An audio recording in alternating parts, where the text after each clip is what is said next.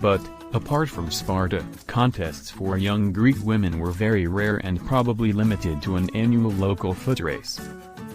At Olympia, however, the Hieron festival, held every 4 years in honor of the goddess Hera, included a race for young women, who were divided into 3 age groups.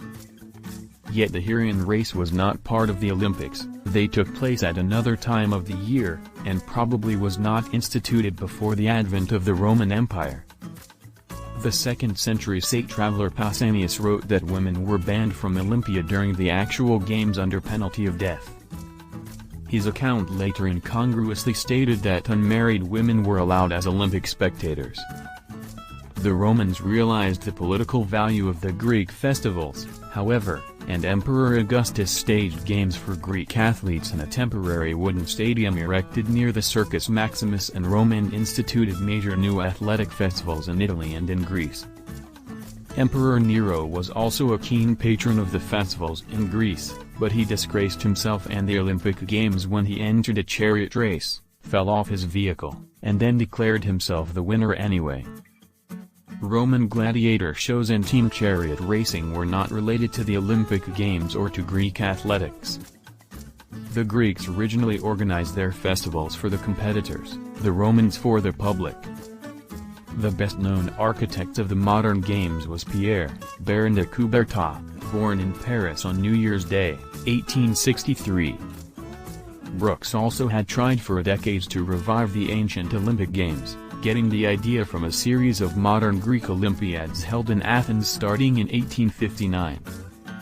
The Greek Olympics were founded by Evangelis Zappos, who, in turn, got the idea from Panayotis Outsos, a Greek poet who was the first to call for a modern revival and began to promote the idea in 1833.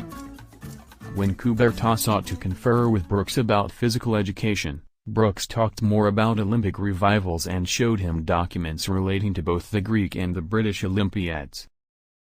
He also showed Coubertin newspaper articles reporting his own proposal for international Olympic Games.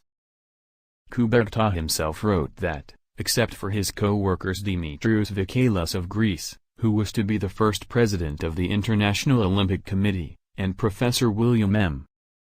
Sloan of the United States, from the College of New Jersey, later Princeton University, no one had any real interest in the revival of the Games. A great deal of indifference, if not opposition, had to be overcome, including a refusal by the Greek Prime Minister to stage the Games at all. But when a new Prime Minister took office, Coubertin and Vikalis were able to carry their point, and the Games were opened by the King of Greece in the first week of April 1896, on Greek Independence Day, which was on March 25 according to the Julian calendar then in use in Greece. At the Congress of Paris in 1894, the control and development of the modern Olympic Games were entrusted to the International Olympic Committee, IOC, Comité International Olympique.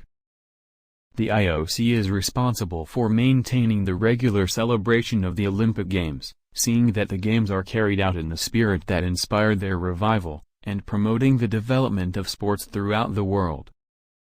The original committee in 1894 consisted of 14 members and Coubertin. IOC members are regarded as ambassadors from the committee to their national sports organizations.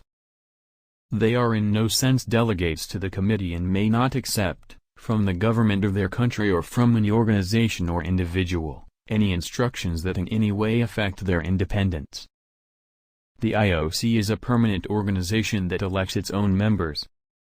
Reforms in 1999 set the maximum membership at 115, of whom 70 are individuals, 15 current Olympic athletes, 15 National Olympic Committee presidents, and 15 International Sports Federation presidents. The executive board of 15 members holds periodic meetings with the international federations and national Olympic committees. The honor of holding the Olympic Games is entrusted to a city, not to a country.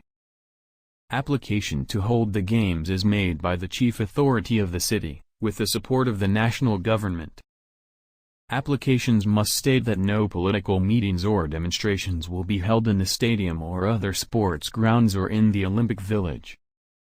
At the Montreal Olympics in 1976, however, the Canadian government refused visas to the representatives of Taiwan because they were unwilling to forego the title of the Republic of China, under which their National Olympic Committee had been admitted to the IOC. This Canadian decision, in the opinion of the IOC, did great damage to the Olympic Games, and it was later resolved that any country in which the Games are organized must undertake to strictly observe the rules.